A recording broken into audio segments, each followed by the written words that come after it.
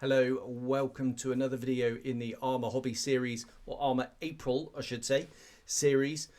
Again, I'm not in uniform. I'm filming this on a very cold day out here in Saudi Arabia. 3 degrees this morning when I got up. So I haven't got the uniform on. I must get one of my own hoodies, shouldn't I? Yes, I'm going to do that. Right, enough of that blah. The subject of this video, as you've seen from the intro, is this. It's the 1/72 scale P-39. This is a Q. I'm doing it as an N because, well, I'll tell you about why shortly. Anyway, this format of this video, quick introduction now, and then it'll be straight into the cockpit, and then part 2 will be the building and the painting and the weathering. I might, depending on how the building goes, I might add that into part 1. It depends how long the cockpit takes me and how much footage it generates. We shall see, so I'm going to be a little bit flexible, but it'll be a 2-part anyway. And hopefully what I'll do at the end of part 2 is do a little debrief and a summary and a wash up and that kind of thing. Right, anyway, on with the introduction for this thing. It's a beautiful kit.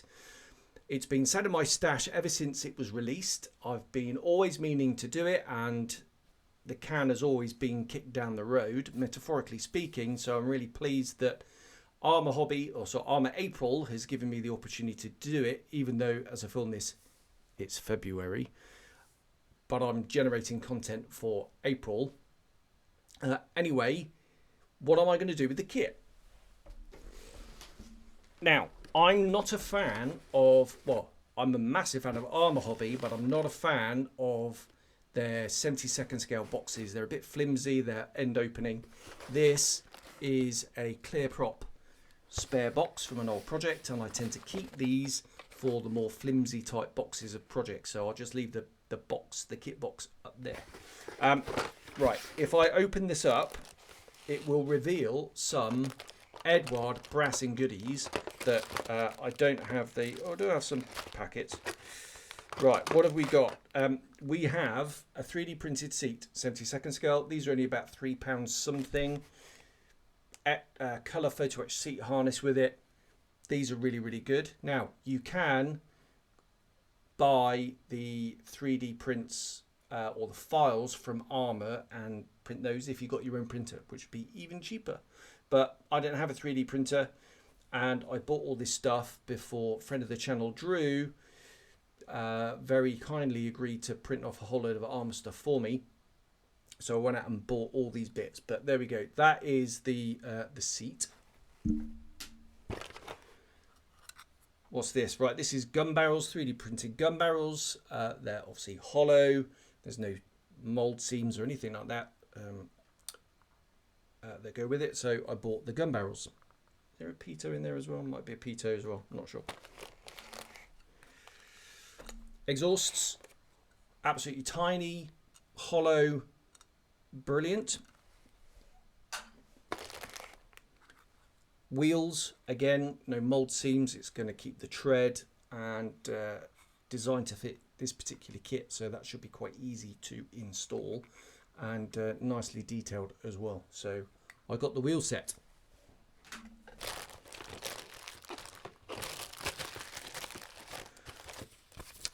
And they're weighted as well. So there's the paper thing. I kept these especially for the video and then completely forgot I had them. But there we go. So there's the wheels, exhausts, seat, which is beautifully detailed, and the gun barrels. Have a look at this. What is R10 all about then? So these are the P-39Q gun barrels. There we go. Anyway, right, gun barrels. Awesome. Right, in this packet I've got various bits and pieces as well.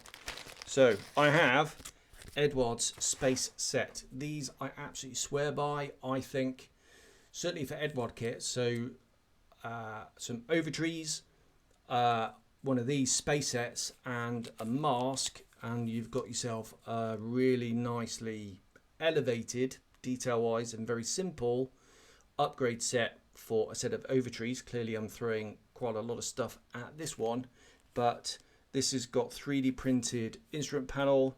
I think there's a like the map case thing for one of the doors as well, and a few other little bits and pieces. that's either trim wheels or it might be the light cluster thing. You also get a colour photo etch set for the harness, which also comes with this as well. But I'll be able to use one of these harnesses probably on their Arma's P-36, which is out interfrastically. Right, what I've got in here is I've got the kit decal sheet, but I've also got some Tech Mod stars, Soviet stars, all different types, and some masks that friend of the channel Nige did for me for some slogans down the side. So I'm going to do a Soviet aeroplane that had some, like I say, slogans down the side.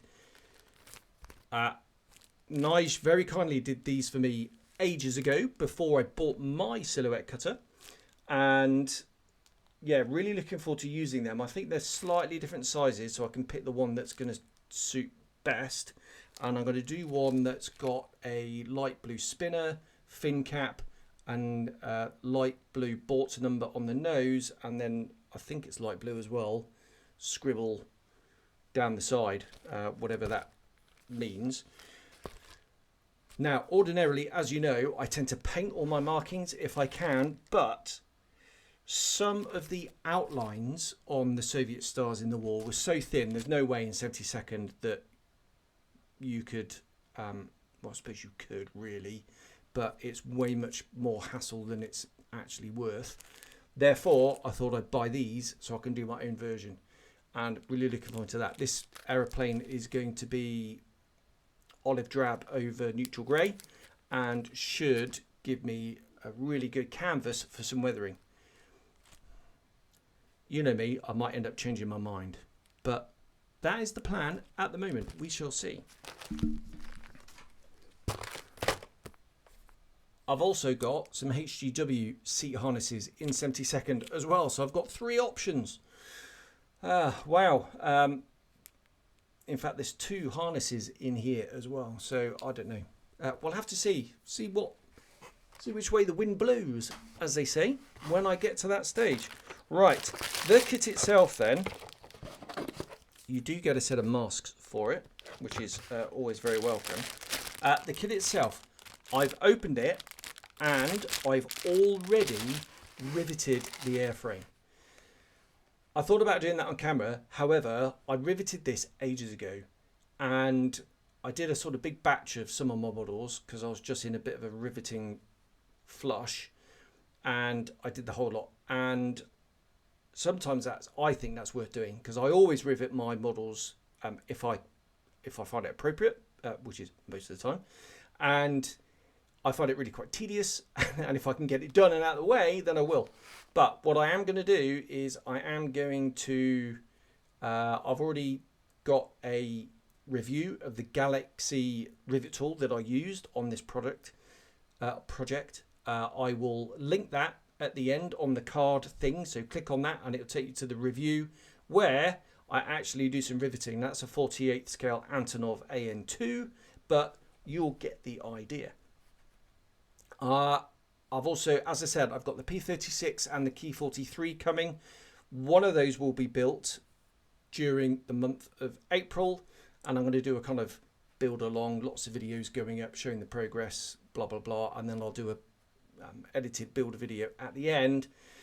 My preference is for the P-36 at the moment, and I'm going to, if that arrives in time for me to fly back, I'm flying back on the 4th of April, I'm going to bring both of them back with me, but I'm going to build the P-36 because that's going to be the newer kit. If that doesn't arrive, I'll build the Key 43. Looking forward to doing both of them. Both are going to get built. It's just one will be in Arma April. There we are. That's the kit. Right. The particular aeroplane that I have chosen, as I said, is a P-30N. What I'm going to have to do is try and get a set of N instructions to make sure I choose the right options in the kit. If I choose the wrong ones, then it's a little bit inaccurate. Is this the face of concern? No, it is not. But we shall see. This hopefully will build into a really highly detailed, lovely little model and I'm really looking forward to putting it together. I think it's a very, very sleek aeroplane. It's one of the aeroplanes I think looks, it's meant to be seen in the air, wheels up. I'm not going to do it wheels up, but it's got that look about it. It's really streamlined. The Soviets absolutely loved it. The British thought it was crap, but then all the Allison-engined aeroplanes that weren't supercharged. In fact, even the P-38, they took the superchargers out, and then it was crap, so they never used it. You know, kind of struggled at medium to high altitudes. Most of the Eastern Front was at low level, certainly below 10,000 feet. And the P-39 really came into its own, and the Soviets absolutely adored it. And yeah, I quite fancy doing a Soviet one because it gives a little bit more weathering opportunity, I think, as well. There we are. We are ready to start building now. So what I'm going to do is sign off here and get changed out of my nice woolly top, put my modelling gear on, and we'll get cracking with the cockpit. So I'll see you at the bench in just a sec. Here we are at the bench, and everything starts with the cockpit, obviously. Drilled out the holes and started to put a few bits and pieces together. The control column was I thought going to be a bit dodgy, but it was fine actually. I thought I'd add just a little bit of detail on the doors. Some holes were drilled out, and then using a little bit of Albion Alloys tube, which I squished to make flat, the handles were glued in. A little bit of a fiddle. You can see there the other door has had all the detail removed, and you'll see why in a second. Little drop of super glue, and the door handles can just go into place. A little detailed, but I think worth it.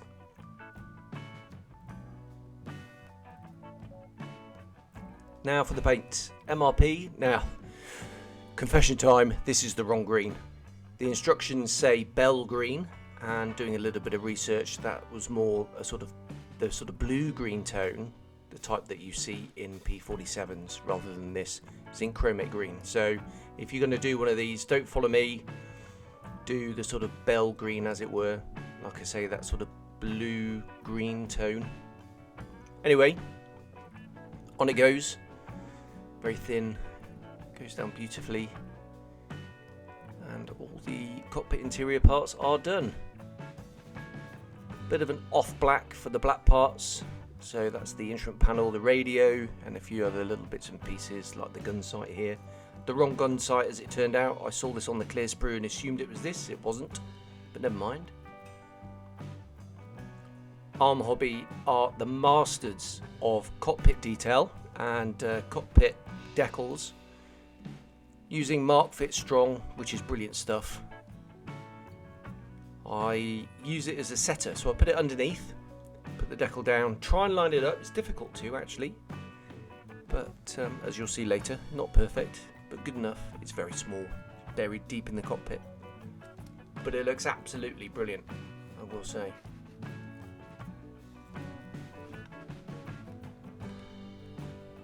It's absolutely flooding it in. You can see they're using the Mark Fit as a setter, and then the decal just lines up.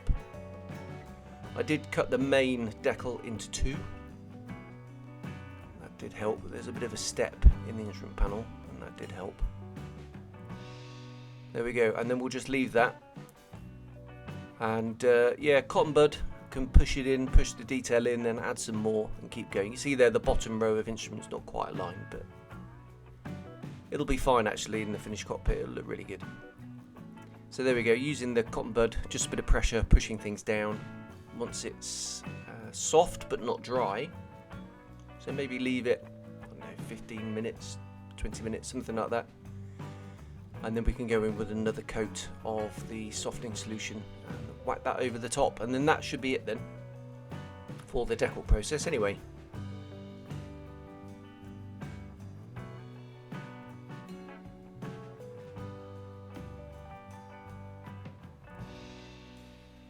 Little decal on this black box, I don't know what it's for, but yeah, not forgetting that can go on.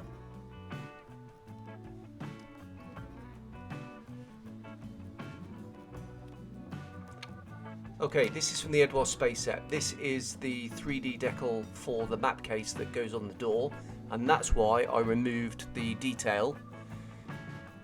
Ultra glue is my glue of choice for 3D decals.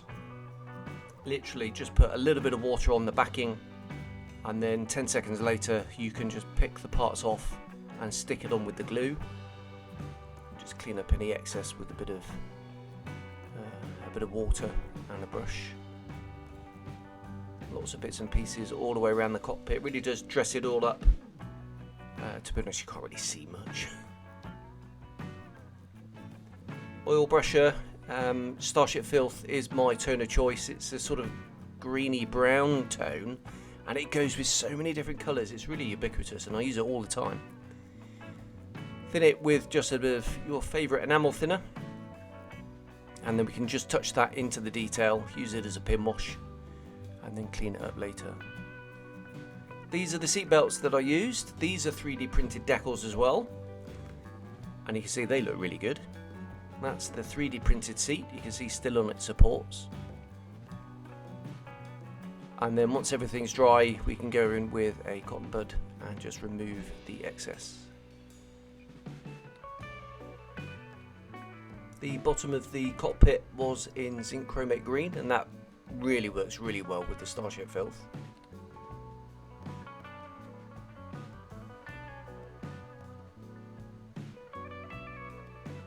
And then turning to the main cockpit, these are just cheap cotton buds that I got out here in Saudi. They've got two ends, pointy end and then a rounded end. They do fray incredibly quickly, but they are cheap and they're not plastic. They've got wooden shafts, so you know, green and all that. Switching to the Tamiya conical cotton buds now. Now these don't fray at all. In fact, if anything, they're a little bit too hard, but they're really good to get in all those nooks and crannies and all those really tight recesses.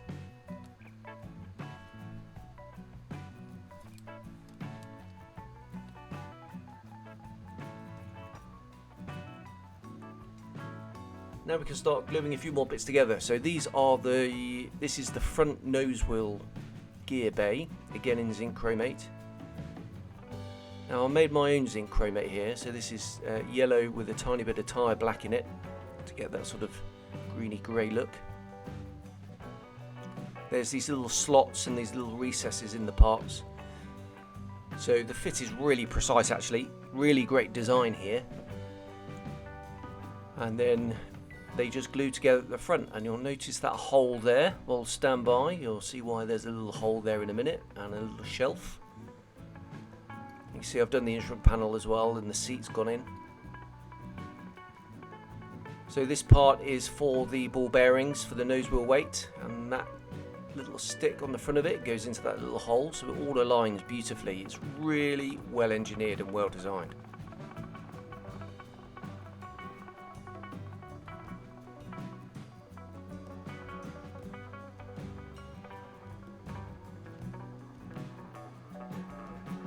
Five-minute epoxy. I use it quite regularly now, and for gluing in the steel ball bearings, absolutely perfect. Just a bit worried about super glue, might be a bit stiff, a bit brittle.